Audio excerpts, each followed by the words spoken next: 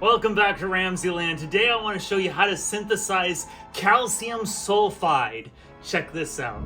We'll use elemental calcium, a test tube Bunsen burner, and powdered sulfur. Begin by measuring out ½ gram of powdered sulfur.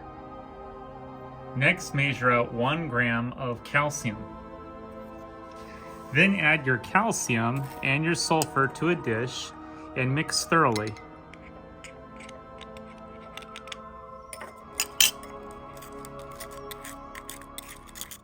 Pour your mixture into your test tube behind a blast shield over a flame-retentive blanket. The activation energy for this reaction will come from your Bunsen burner. Apply heat.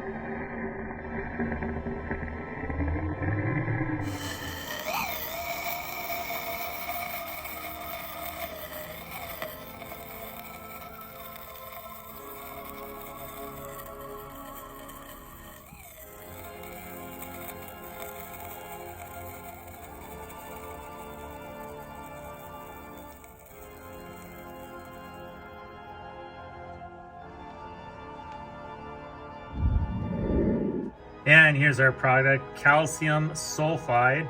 It got so hot it melted the glass. Calcium sulfide is a phosphor, meaning that it can fluoresce. Here's a UV laser. I'm going to hit the edge of it and you can see it fluoresce right there.